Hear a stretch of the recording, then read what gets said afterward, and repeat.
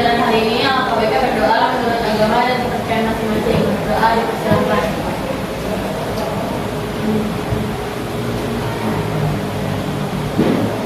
Berdoa cukup. Mau absensi dulu. Oke, dari absen pertama Adra, Aftika, Sakir, Alia. Ada yang masih ingat kemarin kita terakhir belajar apa? Apa? Puisi yang sebenarnya diubah menjadi musikalisasi puisi, tapi itu belum sampai sana. Dan itu masuk pembelajaran baru karya ilmiah. Jadi teman-teman ada yang pernah melihat karya ilmiah? Ada yang pernah menulis karya ilmiah? Pernah melihat ya. Jadi karya ilmiah itu teman-teman ada macamnya banyak. Kayak artikel yang kalian lihat, blogger, atau bisa kalian akses di Google Scholar. Betul. Yang bisa kita kenali sebagai jurnal artikel. Dan kalau kalian mau mengenali apakah ini jurnal atau karya ilmiah itu dilihat dari apanya? Strukturnya.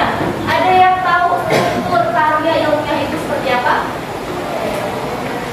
Struktur karya ilmiah ada banyak tuh. Ada apa? Betul, ada pendahuluan. Ada metode, benar. Ada apa lagi? Judul. Jadi kalau karya ilmiah itu pasti ada judulnya. Mengapa penting belajar menulis karya ilmiah? Menurut kalian penting nggak? Kenapa? Ada yang tahu kenapa penting menulis karya ilmiah? Coba nanti kalian ada yang mau kuliah? Siapa yang mau kuliah? 2 orang? 3, 4 kuliah? Kalau kerja banyak nanti yang bisa kerja. Kalau kuliah nantinya itu kan sarjana S1, S2 sampai S3. Perlu nggak kalau tugas akhirnya itu menulis karya ilmiah? Perlu. Kalau S1 disebut apa? Skripsi. Betul. S2? Kalau S1 skripsi, kalau S2? Tesis. Kalau S3 itu disertasi. Lalu pengertian karya ilmiah. Tadi kita dapat ya. Yang pertama, tulisan yang memaparkan hasil penelitian atau kajian masalah. Terus gerakan pembiasaan positif. Apa aja gerakan pembiasaan positif di sini? Senam, ada senam, ada suatu hal bersama ya. Kebersihan, literasi, banyak ya. Itu bisa dijadiin sebagai bahan karya ilmiah. Lalu menggunakan data, fakta, dan logika. Oke. Data. Misalnya seperti apa? Data kelas 11-8 terdiri dari 36 siswa yang 90%-nya itu merupakan suku dari Sunda. Itu data. Lalu ada fakta. Apakah data itu sesuai dengan faktanya? Ya, sesuai. Kenapa? Karena bisa ada pembuktian yang di data. Ada kuesioner atau yang kalian pernah isi, itu kuesioner namanya, atau form. Lalu logika, apakah yang kita tulis itu masuk akal atau enggak? Nah, itu logika. Jadi kalian saat mengembangkan menulis hasil dan pembatasan itu harus berdasarkan data, fakta yang ada, lalu dikemas berdasarkan logika. Harus logis bahasanya, ya. Lalu ditulis sesuai dengan kaidah dan etika keilmuan. Tujuannya mengembangkan daya pikir kita. Karena dari iya, betul. Karena dari hasil ahli itu, pendapat para ahli itu, lalu kita kembangkan dan kita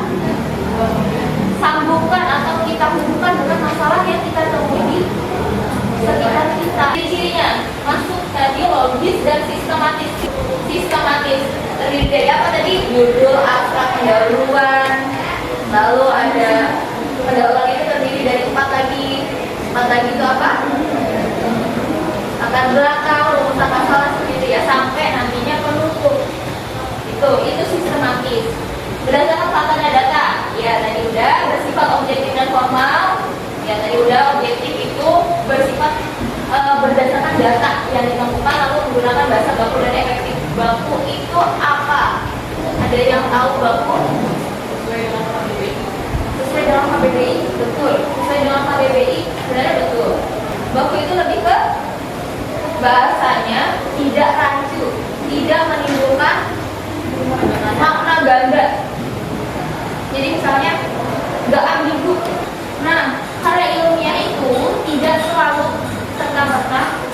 Ini yang pertama judul, berarti kita harus tahu judulnya. Enggak, ya, kalau saya pribadi ya membuat karya ilmiah itu pasti saya tuh dari latar belakangnya dulu.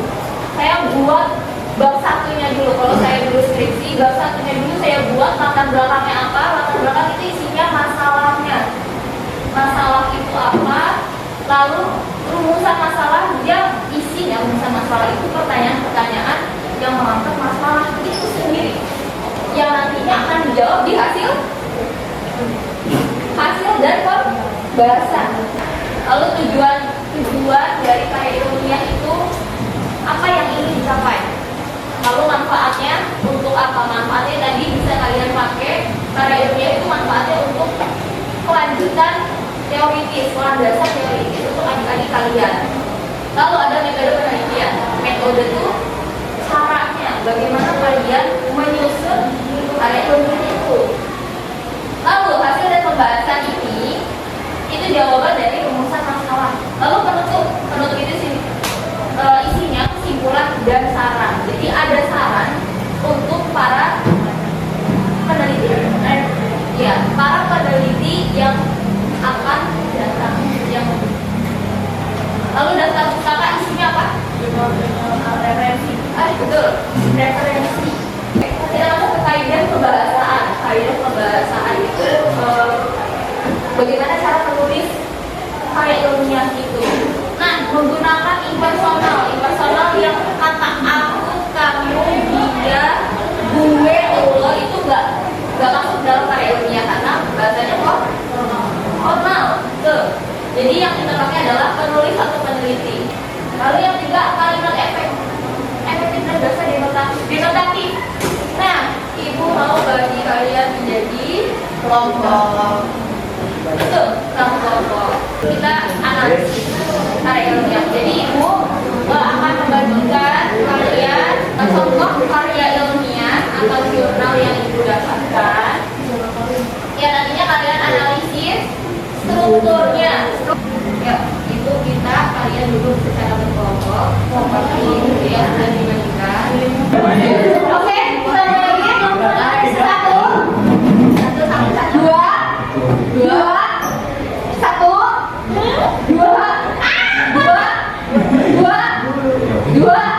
tiga.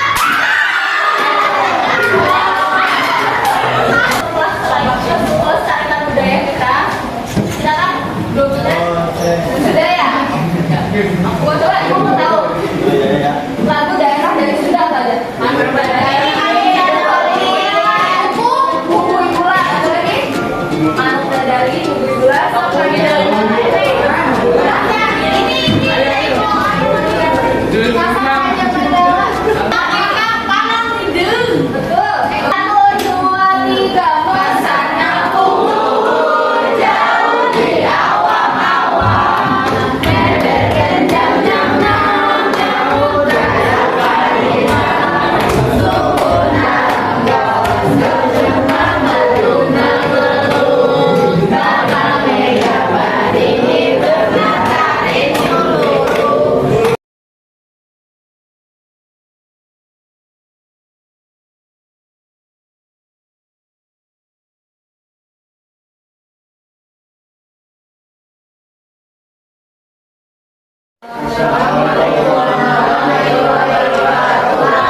Waalaikumsalam warahmatullahi wabarakatuh. Apa isi dari pokok bahasan utama yang disampaikan? bermanfaat untuk melakukan dakwah Islam maupun sesuai dengan budaya lokal masyarakat setempat yang merupakan budaya warisan leluhur yang mampu bertahan dan berkembang sampai saat ini. Ya, berarti untuk isi pokok bahasan karya ilmiah, filosofinya adalah yang media dakwah, betul ya. Lanjut di kelompok 4. Strukturnya kan ada 9. Landasan teori minimal 1 aja. Setio Budi, wayang-wayang Katolik Surakarta. Spesifikasi dan karakteristiknya. Pendidikan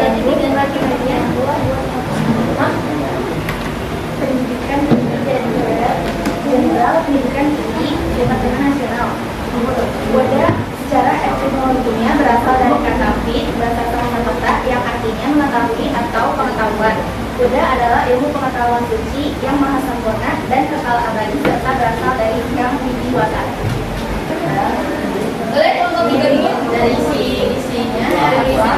ada Islam disebarkan di Pulau Jawa melalui wayang kulit sebagai media dakwah karena memiliki filosofi tersendiri, karena sebagai masyarakat masih memeluk agama Hindu dan masih memiliki pergelaran. Assalamualaikum warahmatullahi wabarakatuh. Waalaikumsalam warahmatullahi wabarakatuh. Kami dari kelompok 5. Kami di kelompok 6. Oke. Boleh langsung presentasi apa yang dikatakannya kalian dakwah, lalu analisis strukturnya. Dan ini kalau satu orang tidak jadi dimulai dari kelompok 5 dulu. Pertama yang disampaikan adalah tentang pentingnya pendidikan multikultural dalam membentuk karakter identitas nasional. Pendidikan multikultural dianggap sebagai salah satu cara untuk mempromosikan kesadaran dan pengertian terhadap keberagaman budaya, membangun karakter identitas nasional yang kuat dan berinklusi. Jadi isinya tentang pentingnya pendidikan multikultural dalam membentuk karakter identitas negara Indonesia yang memiliki kenapa identitas nasional itu harus membutuhkan pendidikan multikultural. Boleh dibantu oleh kelompok 6 menjawab pertanyaan isinya, yaitu mengapa pentingnya pendidikan multikultural dalam membentuk karakter identitas nasional Indonesia. Karena melalui pendidikan multikultural, individu dapat memperoleh pemahaman yang lebih luas tentang berbagai budaya dan pandangan dunia yang ada di Indonesia. Hal ini dapat mengurangi prasangka, stereotipe negatif dan konflik antar budaya yang sering muncul akibat kurangnya pemahaman dan interaksi antar budaya. Betul, karena teman-teman, Indonesia itu terdiri dari berbagai macam suku, ras, etnis, agama, dan lain sebagainya. Untuk itu pendidikan multikultural yang namanya multi itu banyak dan kultur itu budaya harus kita tanamkan dalam diri kita sendiri untuk membentuk karakter nasional anak bangsa. Identitas itu sendiri. Oke, dari kelompok 6. Saya Jonathan Alvino dari perwakilan kelompok 1. Kelompok kami akan membawakan tentang kearifan lokal bajak laut. Maka saya Kelompok 2, apa yang kalian dapatkan dari hasil analisis diskusi kalian? kearifan lokal salah satu sumber ilmu pengetahuan dapat nilai-nilai yang mengajarkan tentang kehidupan diwariskan oleh leluhur sebagai sebuah tradisi turun-menurun. Kearifan lokal juga salah satu aspek yang mampu memberikan kontribusi pencerahan yang signifikan terhadap rasionalitas. Berhenti dulu dari situ, nanti metode penelitian yang kedua, metodenya menggunakan observasi dan staka kualitatif atau kuantitatif. Kualitatif. Kalau teman-teman perhatikan sini, kalau kuantitatif itu biasanya ada hipotesis atau dugaan, sementara beda dengan metode kualitatif kualitatif. Hasil pembahasan yang kalian dapat dari karya ilmiah hajat laut. Hasilnya itu hajat laut sebagai artefak budaya maritim melewati dinamika perubahan masyarakatnya. Perubahan pola pikir tentu juga dipengaruhi oleh perubahan lingkungan dan kebutuhan. Hajat laut sebagai sebuah peristiwa ritual dengan seluruh nilai-nilai kesakralan yang melekatnya. Ini mengalami proses adaptasi sesuai dengan kebutuhan manusianya. Ya sebenarnya memang kalau kalian ditanya apa sih manfaat dari karya ilmiah ini, ada di bagian pendahuluan atau di kesimpulan juga ada. Yang kelompok 1 dan kelompok 2 adalah hajat laut itu sendiri atau ritual yang biasanya kalian temui di masyarakat pesisir Pangandaran, di mana pembacanya bisa memahami bagaimana sih kearifan lokal ritual hajat laut. Ya teman-teman, terima kasih atas partisipasinya. Sebelum kita tutup, Ibu mau refleksi dulu dengan pembelajaran hari ini. Yang pertama itu tadi ada karya ilmiah, pengertian karya ilmiah. Pengertian karya ilmiah itu menggunakan atau bersifat objektif. Objektif itu tadi apa? Berdasarkan data dan fakta. Berdasarkan data dan fakta, tidak berdasarkan opini pribadi bersifat subjektif. Lalu ada ciri-ciri karya ilmiah tadi apa? Berdasarkan data dan fakta. Betul, berdasarkan fakta, data dan logis. Manfaat dari karya ilmiah itu memberdayakan masyarakat, mengembangkan daya pikir, dan juga menjadi tadi manfaat dari landasan teoritis. Betul, menjadi manfaat landasan teoritis yang lebih lanjut. Jadi ya teman-teman, mungkin sekian pembelajaran hari ini. Terima kasih atas partisipasinya. Mohon maaf